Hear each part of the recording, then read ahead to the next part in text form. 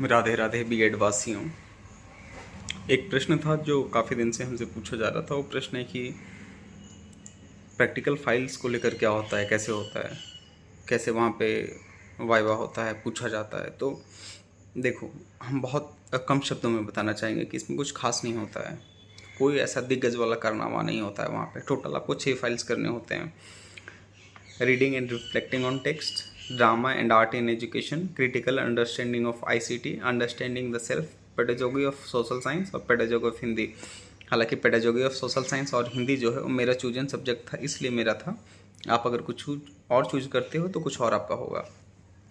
देखो, ये जो पेडागोगी वाले 2 सब्जेक्ट्स हैं, इसमें तो आपको लेसन प्लान बनाने होते हैं। लेसन प्लान 8 या 10 लेसन प्लान करके बनाने होते हैं। हमने लगभग 10 का टारगेट लेकर चलो, 10 का प्लान बनाना है आपको।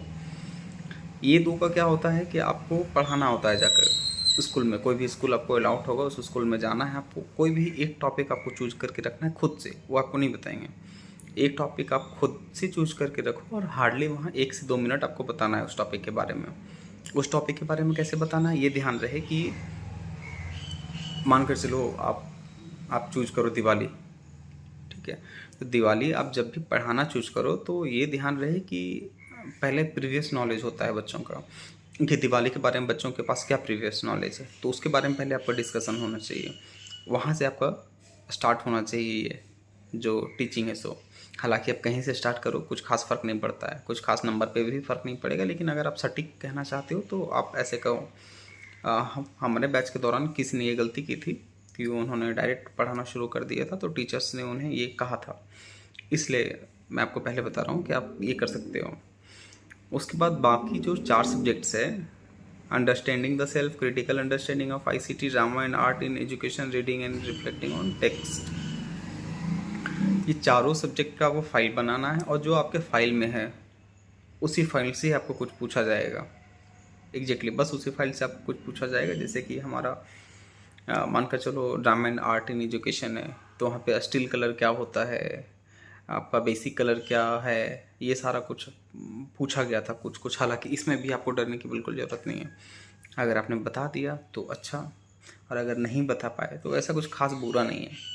लेकिन आप बहुत बेहतर करना चाहते हो तो बस अपना फाइल पढ़ लेना, आपको कुछ पढ़ने की ज़रूरत नहीं है।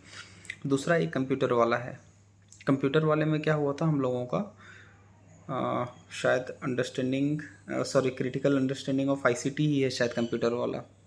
थोड़ा सा कंफ्यूज हो रहे हैं, लेकिन आप अपना फाइल अगर देख रहे होगे तो आपको पता होगा कि कौन सा है।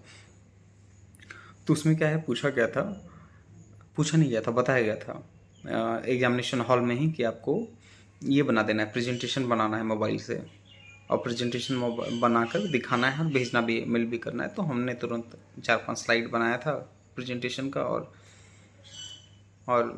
भेज दिया था उन्हें। तो आप इस चीज़ को पहले से भी करके रख सकते हो, प्रेजेंटेशन वगैरह इन केस अगर वो पूछते तो पहले से बना कर रख सकते हो। और डेट वगैरह को लेकर थोड़ा सा कन्फ्यूजन हो रहा होगा कि कब किसको जाना है, नहीं जाना है, तो देखो एक स्लॉट बना देते हैं वो कि इतना तारीख को रोल नंबर इतना से लेकर इतना तक जाएंगे।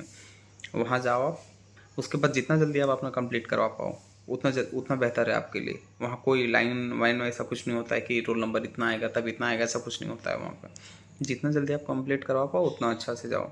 और हमने देखा है कि ये जो प्रैक्टिकल फाइल्स है इसमें बहुत ज़्यादा फ्लक्चुएशन नहीं हुआ है नंबर में किसी का। 2-4 नंबर आगे पीछे रहा है तो रहा है, वरना अच्छा भी और ख़राब भी सबका लगभग वैसा ही रहा है।